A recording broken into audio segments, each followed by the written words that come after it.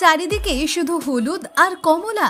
এখানে এলে মুঠোফোন হাতে নিয়ে দৌড়াদৌড়ি করতেই হবে আপনাকে, কারণ এখানে এসে ছবি না তুলে আপনি থাকতেই পারবেন না। কি তাই তো? প্রকৃতির এই ছবি কেমন লাগছে? তবে এই ছবি একাকী হয়নি, এর পিছনে রয়েছে কঠোর পরিশ্রম। আর হ্যাঁ, স্বাবলম্বী হওয়ার প্রয়াস এই ছবির নেপথ্যের কাহিনী। শীতকালীন গাঁদা ফুল চাষ করে বর্তমানে বেশ লাভবান হচ্ছেন গ্রামের অনেক হত দরিদ্র মানুষেরা।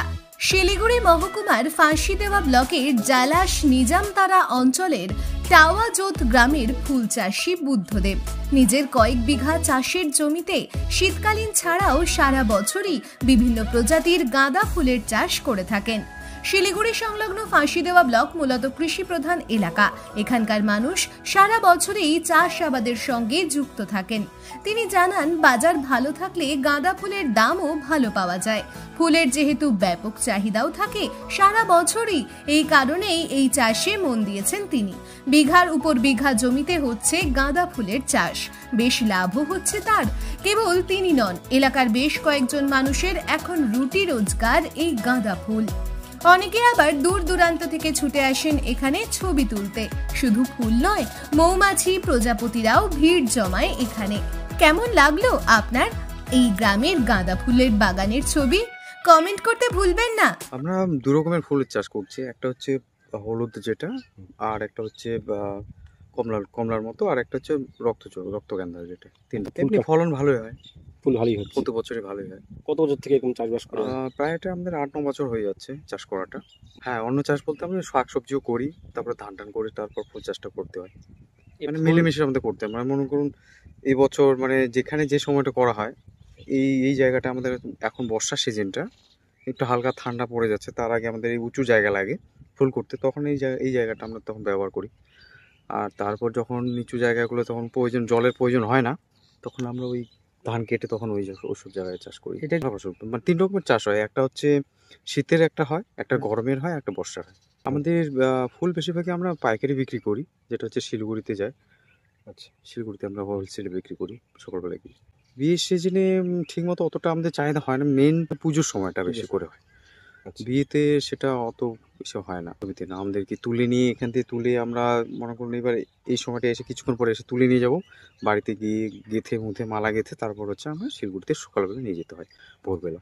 লাভ আছে, সেটা বলবো না যে লাভ হচ্ছে না, হচ্ছে। আপনি ছাড়াও এলাকায় অনেক, হ্যাঁ, অনেকজনই করছে, আমি ছাড়াও অনেকজনই করছে। আমি এখানে আমাদের আছে প্রায় 3 বিঘা রয়েছে, আর ওই দিকটায় করা আছে যেটা এখন ছোট নতুন চারা, ওখানে আরো 3 বিঘার মতো রয়েছে, টোটাল 5 বিঘার মতো আছে। তো এই জায়গার নাম কি আছে? এই জায়গার নাম হচ্ছে রাঙ্গাপানি টাওয়াজোত, নির্মলজোত। এটি আমার নাম হচ্ছে বুদ্ধদেব রায়। ব্যুরো রিপোর্ট, আমার বাংলা।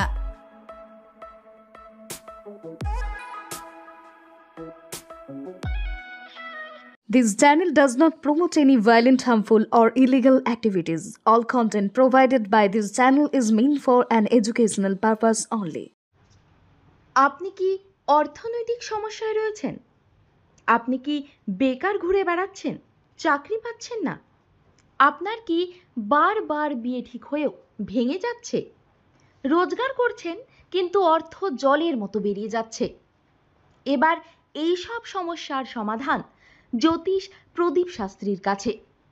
আন্তর্জাতিক খ্যাতিসম্পন্ন বহু সম্মানে সম্মানিত রত্ন বিশেষজ্ঞ ডক্টরেট শ্রী প্রদীপ শাস্ত্রী, বাকসিদ্ধিপ্রাপ্ত জ্যোতিষী ডক্টরেট শ্রী প্রদীপ শাস্ত্রী। তিনি যাহা বলেন তাহাই ফলে। ডক্টরেট শ্রী প্রদীপ শাস্ত্রী বশীকরণ ও বিবাহ স্পেশালিস্ট।